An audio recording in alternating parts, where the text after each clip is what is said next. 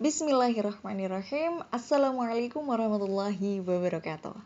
Halo teman-teman, selamat datang di Hidayatuna. Kali ini teman-teman sedang mendengarkan suaraku, Nadia Amri Fauzi. Sekarang kita akan membahas tentang pentingnya berpikir positif berdasarkan artikel yang telah ditulis oleh Muhammad Iqbal Syukri. Oke teman-teman, di setiap waktu yang telah kita lewati, setiap hari, setiap jam, setiap menit, setiap detik, kita tidak bisa terlepas dari aktivitas berpikir, entah itu berpikir positif maupun berpikir negatif. Biasanya, kegiatan berpikir ini kita kenal dengan istilah overthinking, yakni kita memikirkan segala sesuatu yang ada di sekitar kita. Bahkan kalau dengan istilah overthinking kita memikirkan suatu hal yang berlebihan. Nah, dari kegiatan berpikir ini teman-teman ternyata memiliki dampak tersendiri bagi kehidupan kita yang sedang kita jalani. Misalnya, ketika kita berpikir negatif, maka output yang dihasilkan nanti kemungkinan besar juga negatif. Begitupun sebaliknya, ketika kita membiasakan diri untuk berpikir positif, maka peluang hasilnya nanti juga positif. Menurut Ibnul Qayyim Al-Jauzi berpendapat bahwa terdapat perbedaan yang signifikan antara kegiatan berpikir positif dengan berpikir negatif. Berpikir positif berarti mampu mengarahkan atau mendorong seseorang untuk melakukan tindakan yang positif. Bahkan, dari seseorang yang mampu berpikir positif, maka dia memiliki sikap yang optimis, memiliki sikap yang percaya diri, dan tentunya ada suatu hal yang mendorong dia untuk bertindak. Tidak hanya angan-angan, tidak hanya mengatakan aku ingin, tidak hanya berpangku tangan, begitu. Kemudian Ibnul Qayyim juga menilai bahwa berpikir positif yang hanya bersifat angan-angan atau berpangku tangan tanpa adanya tindakan berarti itu bukan termasuk berpikir positif.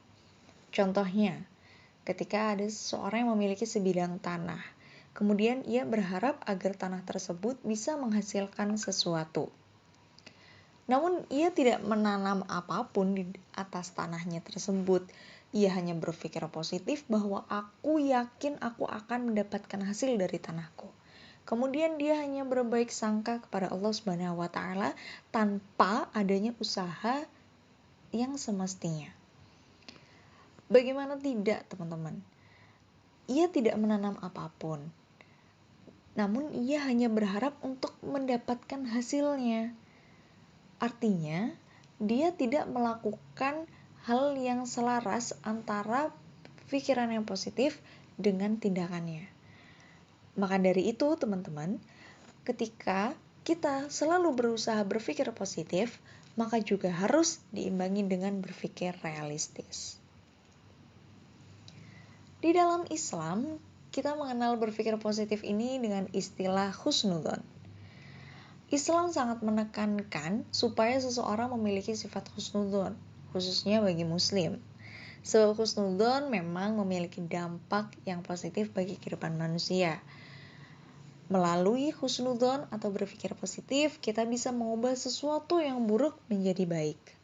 Hal itu bisa kita buktikan melalui kisah dari Rasulullah Shallallahu Alaihi Wasallam ketika seluruh kafilah Arab berkumpul di Makkah. Pada tahun awal wahyu diturunkan, Allah memerintahkan Rasulullah untuk menyampaikan risalah Islam kepada seluruh kafilah tersebut. Namun yang terjadi apa, teman-teman? Seluruh kafilah yang ada di Mekah saat itu malah mencaci dan menyakiti Rasulullah. Bahkan mereka berani melumuri wajah Rasulullah dengan pasir. Tidak lama kemudian, malaikat datang ke hadapan Rasulullah. Kemudian, malaikat tersebut berkata, "Wahai Muhammad, sudah sepantasnya jika kamu berdoa kepada Allah agar membinasakan mereka seperti halnya doa Nuh atas kaumnya." Kemudian setelah mendengar apa yang dikatakan malaikat, Rasulullah mengangkat tangannya seraya berdoa. Namun doa apa teman-teman? Bukan doa kutukan yang Rasulullah lantunkan terhadap Allah, melainkan doa untuk memohonkan maaf dan harapan baik dari mereka yang telah menyakiti Rasulullah SAW. Nabi Muhammad berdoa, "Ya Allah, berilah petunjuk kepada kaumku. Sesungguhnya mereka tidak tahu. Ya Allah, tolonglah aku agar mereka bisa menyambut ajakan untuk taat kepadamu." Begitulah doa Rasulullah SAW kepada kafilah yang telah menyakiti, yang telah mencaci Rasulullah kala itu. Dari sini kita tahu bahwa Rasulullah memang selalu berbaik sangka meskipun dalam keadaan sedang tersakiti. Kemudian apa yang terjadi teman-teman?